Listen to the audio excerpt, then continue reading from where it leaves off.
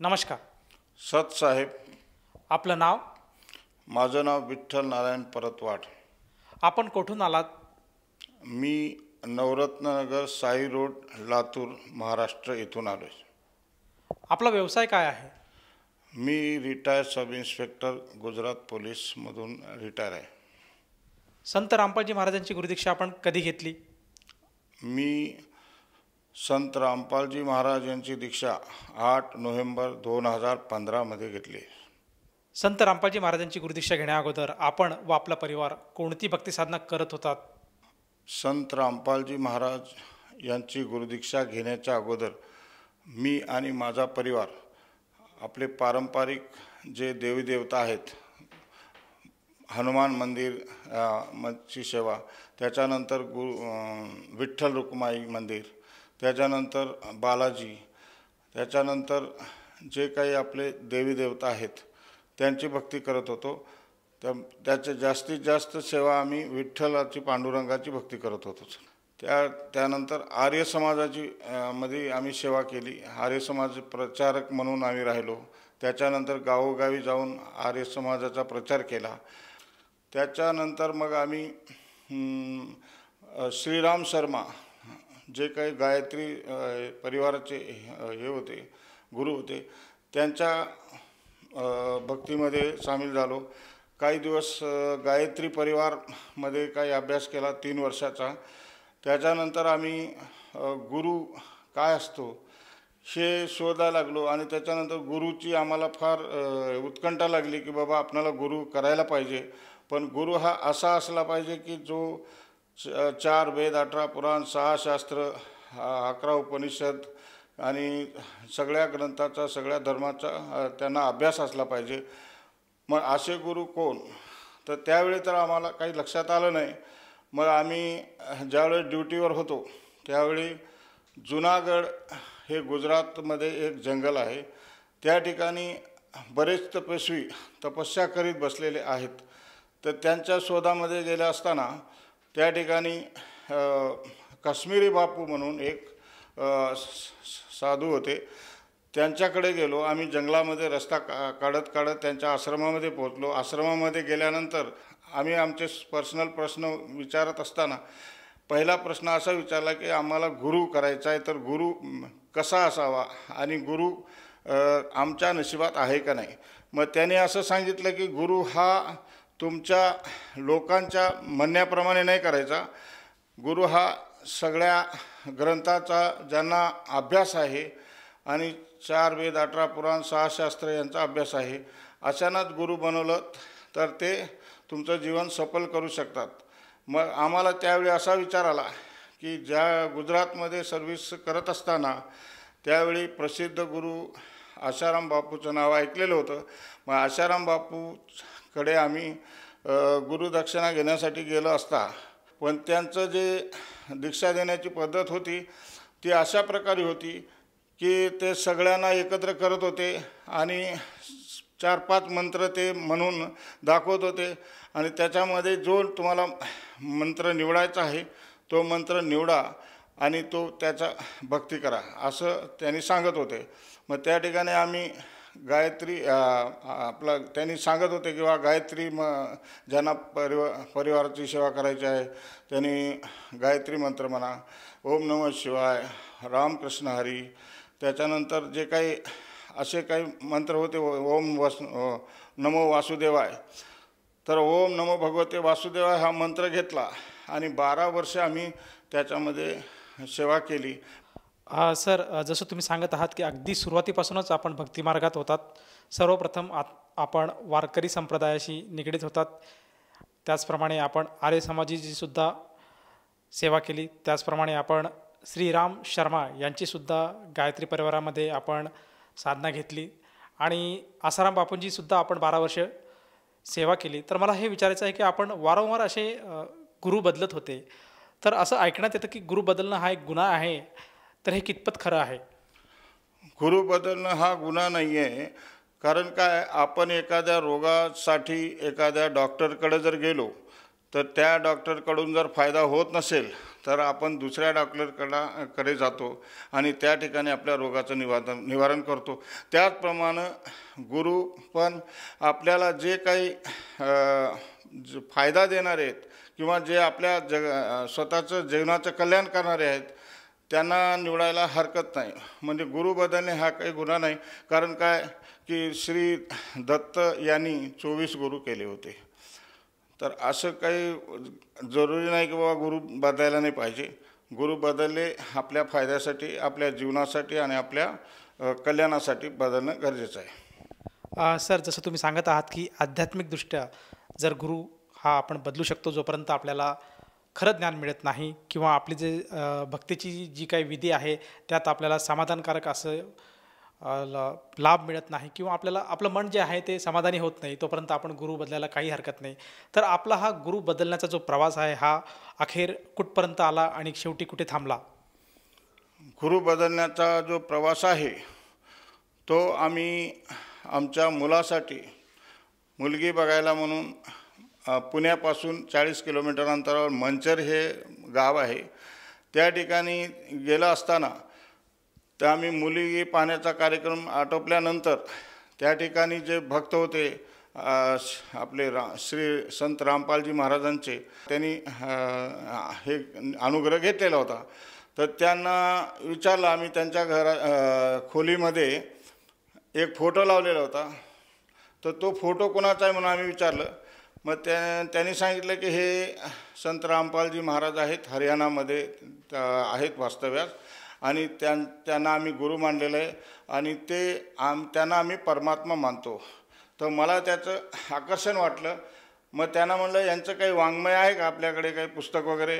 तर त्यांनी मला लगेच एक ज्ञानगंगा नावाचं पुस्तक दिलं आणि माझ्याकडून 10 रुपये घेतले आणि म्हणले हे पुस्तक वाचा आणि तुम्हाला जर काही वाटत असेल की ह्या पुस्तकानंतर काही बदल होईल तर अवश्य मला कळवा.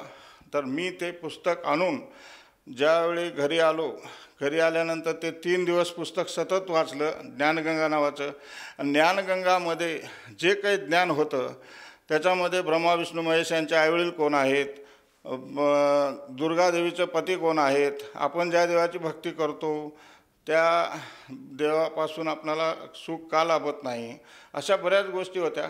तर ते वाचल्यानंतर मला कळालं की मी फार भटकलेलो आहे आणि आता ह्या ठिकाणी मी आता स्थायी होणार आहे असं मला खात्रीपूर्वक वाटत असल्यामुळं मी माझ्या मित्राला, एका नांदेडमध्ये राहतो, त्या मित्राला फोन केला आणि त्यांना सांगितलं की म्हणलं असं एक ज्ञानगंगा नावाचं पुस्तक माझ्याकडे आलेलं आहे आणि त्या पुस्तकामध्ये अशी भक्ती सांगितलेली आहे. तर ती भक्ती मला चांगली वाटते आणि ह्याच्यात जीवनामध्ये ही भक्ती केली तर आपलं मोक्षाचा मार्ग मिळणार आहे असं म्हणल्यानंतर त्यांनी सांगितलं की मी हे पुस्तक वाचलेलं आहे आणि मी दीक्षा पण घेतलेली आहे. काम करा, तुम्हाला मी 2-3 फोन नंबर देतो, ज्या ठिकाणी तुम्हाला योग्य वाटेल त्या ठिकाणी जाऊन दीक्षा घ्या. मी 1 तारखेला फोन केला होता तर त्यांनी म्हणले 2 तारखेला मुंबई येथे मोठी शोभायात्रा आहे, तरी तुम्ही 8 तारखेला या म्हणले. 8 नोव्हेंबर 2015ला. मग 8 नोव्हेंबर 2015ला मी तिथे जाऊन दीक्षा घेतली. प्रथम नाम मिळालं मला. सर, जसं तुम्ही सांगितलं की संत रामपालजी महाराजांचं जे पुस्तक आहे ज्ञानगंगा, हे सर्वप्रथम आपल्याला बघायला मिळालं आणि त्यातलं ज्ञान आपल्याला आवडलं, म्हणून आपण संत रामपालजी महाराजांच्या ज्ञानाबद्दल आपली जी उत्कंठा आहे ती वाढीच गेली आणि आपण त्याचा शोध घेतला आणि अखेर संत रामपालजी महाराजांच्या मार्गात आपण आलात. तर मला असं विचारायचं आहे की जेव्हा आपण संत रामपालजी महाराजांच्या मार्गात आलात त्यानंतर आपल्याला आपल्या जीवनामध्ये काय काय लाभ प्राप्त झालेत? सर्वात मोठा लाभ असा झाला की मला जे काही परमार्थाचं जे आवड होती ते एक मोक्षाचा मार्ग कुठे आहे काय नाही हे त्या पुस्तकामधून सांगितलं. तर ते मला तो सगळ्यात मोठा फायदा झालेला आहे. आणि नंतर मला अटॅक आला. तर त्या अटॅकमध्ये मला ॲडमिट करण्यात आलं ICUमध्ये. डायरेक्ट ECG वगैरे करण्यात आलं. तर मला सांगितलं की बाबा तुम्हाला अटॅक आलेला आहे आणि तुमची ट्रीटमेंट चालू करतो. तर डॉक्टरांनी ट्रीटमेंट चालू केल्यानंतर मला 8 दिवस तिथं राहावं लागलं त्या हॉस्पिटलमध्ये आणि माझी एन्जिओग्राफी करण्यात आली. तर एन्जिओग्राफी केल्यानंतर मला सांगितलं की तुम्हाला एन्जिओप्लास्टी करावी लागेल. तर एन्जिओप्लास्टी मी केली नाही. त्याच्यामध्ये 60-70% जे काही ब्लॉकेज होते ते ब्लॉकेजचे रिपोर्ट मी आणलेले आहेत. हे कवटाळे हॉस्पिटल लातूर इथला रिपोर्ट आहे. त्यांनी 70% ब्लॉकेज दाखवलेलं आहे. तर हे असताना देखील मी एन्जिओग्राफी केली नाही, सगळं परमात्म्यावरती सोडून दिलं. मग काही दिवसानं मी हे पुस्तक वाचल्यामुळं मी दीक्षा घेतली. दीक्षा घेतल्यानंतर मला सगळ्यात मोठा फायदा हा झालेला आहे की मला जीवनदान मिळालेलं आहे आणि आजपर्यंत मी प्रकृती स्वस्थ आहे. त्याच्यानंतर मला सगळ्यात मोठा दुसरा फायदा असा झालेला आहे की माझे मुलं जे एक सर्व्हिसला होता आणि एक सर्व्हिसला लागला नव्हता, ते सर्व्हिसला लागला. त्याला एक चांगल्या प्रकारे मोठ्या हायस्कूलमध्ये नोकरी मिळाली. त्याच्यानंतर त्याचे लग्न झाले. लग्नानंतर त्यांना मुलं झाले. मुलानंतर असं सगळं काही सुखरूप आहे. मी रिटायर पर्सन आहे, मला पेन्शन मिळते आणि कसल्याच प्रकारची आमची आर्थिक अडचण नाही आहे आणि आम्ही सगळं सुखी आहोत. सर, असं बघण्यात येतं की आज जे भक्तिमार्गाचा जे प्रसार करत आहेत बरेचसे साधू, जे आपल्याला साधू संबोधित करतात आणि भक्त समुदायाला आज लुटत आहेत, तर अशा साधूंवर बरेचसे जे काही आहे प्रशासन हे एक सक्त कारवाई करतात. त्यांच्यावर त्यांच्या जे जे कुकर्म त्यांचे करत आहेत त्याच्यावरती आळा घालत आहेत आणि आपण स्वतःसुद्धा एक इन्स्पेक्टर राहून गेला आहात. तर अशा परिस्थितीतसुद्धा आपण एका साधूलाच शरण गेलेत, तर हे का झालं? आहेत जगामध्ये असे खूप साधू आहेत. आम्ही बघितलं जे अगोदर जे आम्ही भक्ती केली त्यामध्ये सुद्धा काही खोटे गोष्टी आम्हाला आढळून आल्या होत्या. परंतु आपल्याला तर सन्मार्गाला लागायचं होतं आणि मोक्षाचा मार्ग हवा होता.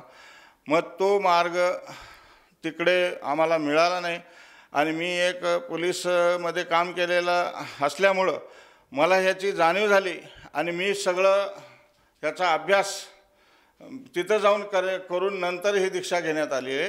कारण तिथं सगळं परीक्षण करून आम्हाला आढळून आलं की इथं प्रेमानं सगळं वागवलं जाते. त्या ठिकाणी आश्रमामध्ये जाऊन बघितलं तर एकमेकाशी कसं बोलतात काय नाही, सगळे आव भगतजी. तिथला जो सन्मान बघून असं वाटलं की इथं आम्ही स्वर्गातच आलो आहे. आणि या ठिकाणी चांगल्या प्रकारे आपल्याला सगळं काही ज्ञान मिळतं आहे. महत्त्वाचं म्हणजे ज्ञान, आध्यात्मिक ज्ञान. हे असं कुठंच पाहण्यात आलं नाही, हे आम्हाला आढळून आलं. म्हणून आम्ही संत रामपालजी महाराजांची दीक्षा घेतलेली आहे आणि त्यांची जी वाणी आहे ती आम्ही बऱ्याच वेळेस टी व्हीवर त्याच्यानंतर मोबाईलमध्ये लावून आम्ही ऐकत होतो आणि आम्हाला खात्री झाली की आम्हाला ह्याच्याशिवाय कोणीही तारणारा संत जगामध्ये नाही आहे. रामपालजी महाराजांसारखा न्यायी आणि सत्य वागणारा संत जगामध्ये नाही असं आढळून आल्यानंतर, खात्री झाल्यानंतर आम्ही दीक्षा घेतली. सर, जसं आपण आज उल्लेख करत आहात की संत रामपालजी महाराज हे समाज सुधारण्याचं कार्य करत आहेत आणि त्यांचं जे ज्ञान आहे, त्यांचे जे अनुयायी आहे, त्यांचं जे वागणं आहे ते आपल्याला अतिशय आवडलेलं आहे आणि म्हणूनच आपण संत रामपालजी महाराजांच्या शरणात आलात. मला हे म्हणायचं आहे की जेव्हा आपण संत रामपालजी महाराजांच्या शरणात आलात आणि आपण त्यांना पारखून बघितलं, तर आपण आपल्या ह्या अनुभवातून आणि आपल्या ह्या अभ्यासातून जे काही जनसमुदाय आज भक्तीसाठी आज शोध घेत आहेत परमेश्वराचा किंवा कुठल्या ना कुठल्या दुःखात ते आज झगडत आहेत, तर अशा सर्वांना आणि खास करून आपले जे मित्रपरिवार आहे, आपल्या सर्व्हिसच्या वेळेस जे आपले मित्र होते, त्याचप्रमाणे जे काही आपले शालेय शैक्षणिक जे मित्र होते आणि जे आपले आत्तेष्ट आहे, नातेवाईक आहेत, या सर्वांसाठी आपण आपल्या अनुभवातून काय संदेश द्याल? आमच्या अनुभवातून आम्ही असंच सांगू शकतो. आमचे मित्रमंडळी जे काही इष्ट मित्र आणि जे काही नातेवाईक आहेत त्यांना आम्ही हेच सांगू इच्छितो की जगामध्ये ह्या भक्तीसारखी भक्ती आपल्याला कुठंच मिळत नाही. कारण इथं सत्य आहे. सत्य हे परेशान होऊ शकतं पण पराजित होऊ शकत नाही. तर हे आपल्याला इथं आल्यानंतर म्हणजे आम्ही ज्यावेळेस इथं आलो त्यावेळेस आम्हाला जे सुख लाभलेलं आहे आणि ते जगाला सांगण्यासारखं आहे आणि आम्ही सांगत फिरतो. लोकांना ज्यावेळेस प्रचारामध्ये जातो त्यावेळेस सांगत फिरतो, पुस्तकं वाटत असताना सांगत फिरतो. तर हे सगळं एक चांगला मार्ग आहे आणि ह्या चांगल्या मार्गाला सगळ्यांनी यावं, त्यांची पुस्तकं वाचावी. जर आम्ही जे काही पुस्तकं आम्ही दिलेले आहेत ते पुस्तकं असं सांधीला न ठेवता ते पुस्तकं वाचून त्याचं ज्ञान घेऊन आणि पुढे आपण भक्ती करावी. आणि भक्तीशिवाय काही मिळत नाही, कारण भक्तीविना तर काहीच इथं साध्य होत नाही आणि आपल्याला सुख लाभू शकत नाही. तर त्यांना विनंती आहे की बा आपण सगळे येऊन इथं भक्ती करून आपलं आपलं कल्याण करून घ्यावं. सर, जर श्रोत्यावर्गांनी जर आपल्या या आव्हानाला स्वीकार करून संत रामपालजी महाराजांची नामदीक्षा स्वीकारण्याचा निर्णय घेतला असेल तर ती व्यक्ती संत रामपालजी महाराजांची नामदीक्षा कशी घेऊ शकेल? संत रामपालजी महाराजांचा सत्संग टी व्हीवर चालत असताना त्याच्या खाली नंबर येतात आश्रमचे. त्या नंबरला आपण नोट करून त्या नंबरवर फोन करून आश्रमाचा संपर्क करून ज्या ठिकाणी आपल्याला नामदान केंद्र प्रत्येक जिल्ह्यामध्ये खुललेलं आहे, जे काही जवळ पडत असेल तिथे जाऊन त्या ठिकाणी निःशुल्क मिळत असलेली दीक्षा घेणे. सर, जसं तुम्ही सांगत आहात की संत रामपालजी महाराजांचे सत्संग आज बऱ्याचशा चॅनलवर प्रसारित होतात आणि सत्संग प्रसारित होत असताना टी व्ही चॅनलवर काही मोबाईल नंबर फ्लॅश होतात. त्या नंबरवर जर साधकाने संपर्क साधला तर त्याला जवळच्या नामदान केंद्राची माहिती मिळेल आणि तेथे जाऊन तो साधक अगदी निःशुल्क संत रामपालजी महाराजांची नामदीक्षा घेऊ शकेल. आपण दिलेल्या माहितीबद्दल धन्यवाद. सतसाहेब. संपूर्ण विश्वामध्ये 500 पेक्षा जास्त नामदीक्षा केंद्र आहेत जिथे निशुल्क नामदीक्षा दिली जाते. निशुल्क नामदीक्षा प्राप्त करण्यासाठी आणि अधिक माहितीसाठी संपर्क करा 7030303951 7030303952. अद्वितीय आध्यात्मिक ज्ञान वाचण्यासाठी, पाहण्यासाठी आणि ऐकण्यासाठी संत रामपालजी महाराज ॲप अवश्य डाउनलोड करा किंवा आमची वेबसाईट www.jagatgururampalji.org वर विजिट करा. आम्हाला सोशल मीडियावर फॉलो करा. सर्व पवित्र धर्मांच्या पवित्र शास्त्रांवर आधारित प्रमाणित अनमोल पुस्तक ज्ञानगंगा किंवा जगण्याचा मार्ग यापैकी कोणतेही एक पुस्तक निशुल्क मागवण्यासाठी आपण आम्हाला आपले पूर्ण नाव, पूर्ण पत्ता, पिनकोड आणि फोन नंबरसह लिहून 7030303951 किंवा 7030303952 या नंबरवर SMS करू शकता किंवा 7030303950 या नंबरवर व्हॉट्सअप देखील करू शकता.